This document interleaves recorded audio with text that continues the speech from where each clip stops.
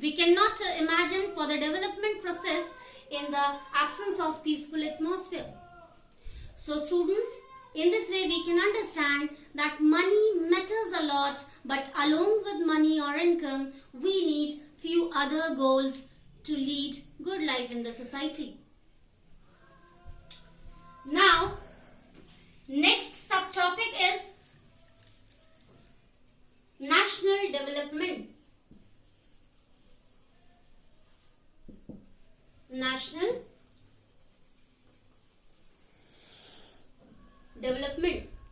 Students, under this subtopic we are going to understand the responsibility of a nation towards its citizens. What kind of development is going on regarding the citizens of the country, it depends as the responsibility of that nation regarding development. So again, it can also be understood with the help of the similar points which I have written on the board. A nation has the responsibility to arrange facility of education for its citizens in the society.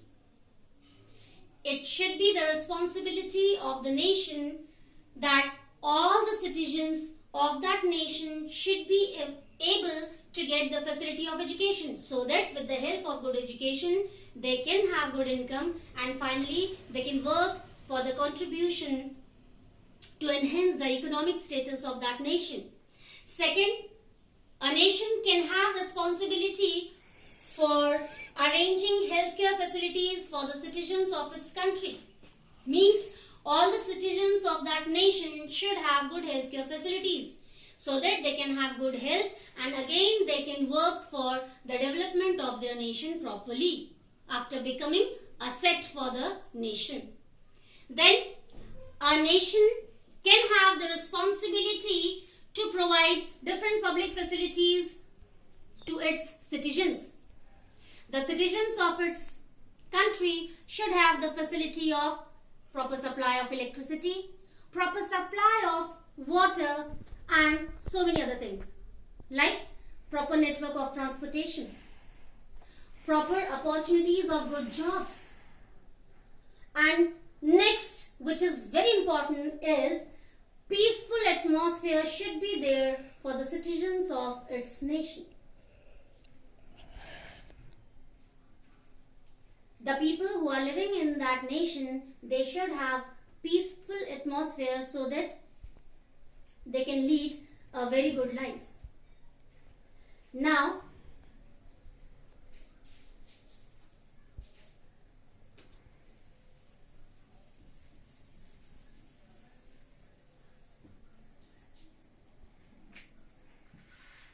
different criterias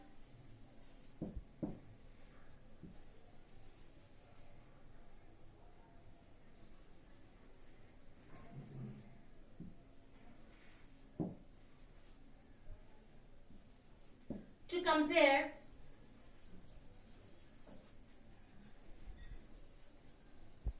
countries or states. What are the different things? With the help of these things, we can compare countries or states. Again, these things can be similar, which we discussed in our previous subtopic.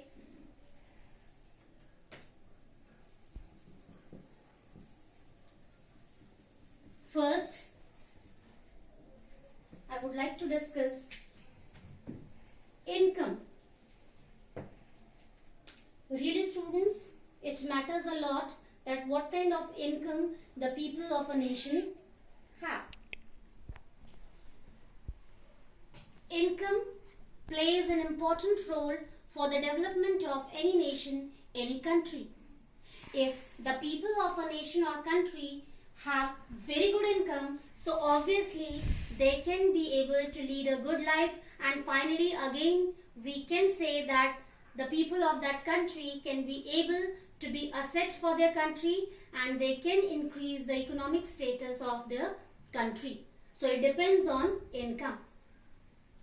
The total income divided by the total population of a country is known as per capita income. Now, second is healthcare facilities in a country. Really, it can be a kind of criteria to compare countries or states.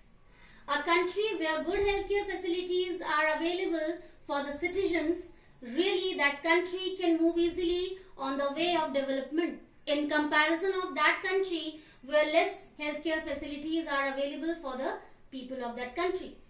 Why? If less healthcare facilities are there, so people cannot have good health. And again, if people cannot have good health, they cannot work properly. If really they cannot be able to work properly, they cannot have good income. And finally, students, if they don't have good income, they cannot contribute to increase the economic status of their nation or country. Now next, criteria is public facilities. What kind of public facilities are available for the people of the country? It matters a lot. If people have good public facilities in the society, so they can be able to lead a very good life, comfortable life. If they have good public facilities, they can have atmosphere to work nicely. If they have good atmosphere to work nicely, really they can have good income. And if they have good income, they can work for the development of their country. Population, we have to include a new point here, which plays an important role as the criteria to compare countries or states. Really students, the countries where population is huge or where population is increasing rapidly, those countries cannot be able to provide different facilities for the people of their country. It can be impossible for those countries to provide or to fulfill almost all the demands of the citizens of their countries because of the rise in population. As we know, resources are limited. So, population can also be a kind of criteria to compare countries and states. So, these are the points. On the basis of these points, we can compare different countries or different states. Now, next is public facilities. Again and again, we have discussed this public facilities subtopic for many a times here. Again, it's coming to be discussed.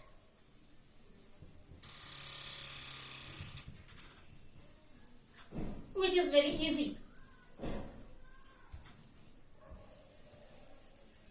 Public facilities are the most important part of our life.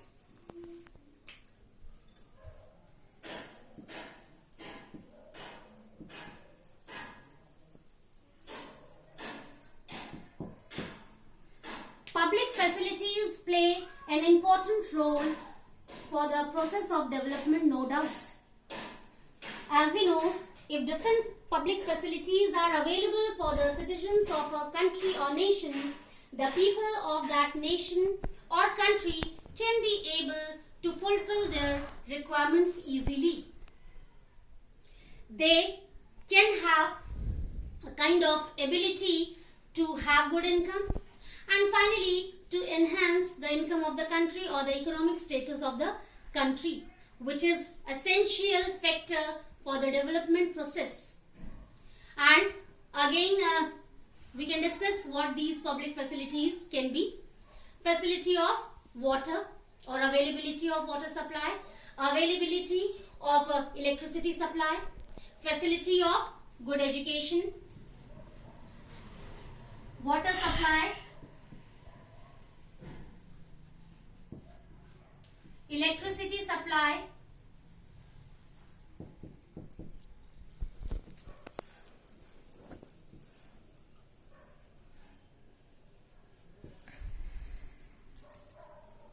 education,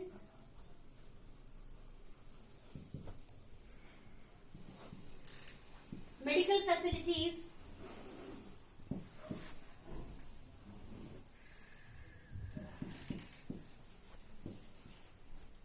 peaceful atmosphere,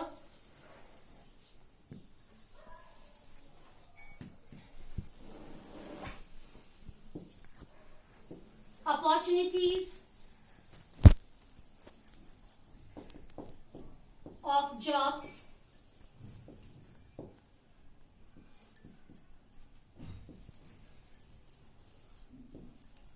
good network of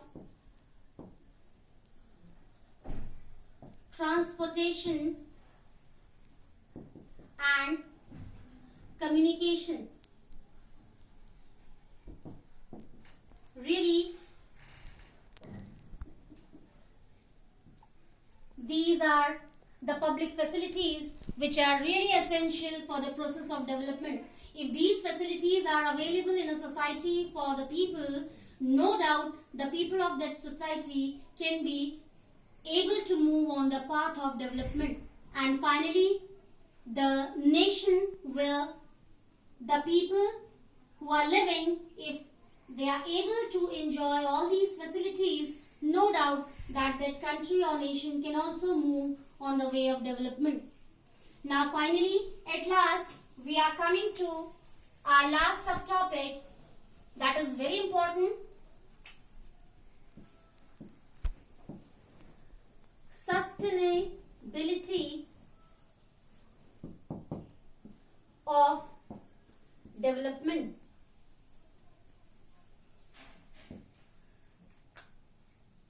Students, we talked a lot about public facilities, about development, but here under this subtopic we have to discuss about sustainability of development. It means if we really want development in our society, so we have to think about balanced use of all these facilities or resources which are available in our society. Suppose we are talking about supply of water, it doesn't mean that we can use a huge quantity of water which is not required by us. Only for our enjoyment we are going to use the huge quantity of water. It's not good. It's not the part of sustainable development. Suppose we have resources. We have so many resources, but students, we know that we have few resources in our environment which take thousands of years to be recovered. So really, we should be very, very careful towards the use of these resources. Only to fulfill our own requirements, we should not go on in this way in the society that we are using these resources in a disbalanced way. There should be a balance, proper balance to use these resources. Second,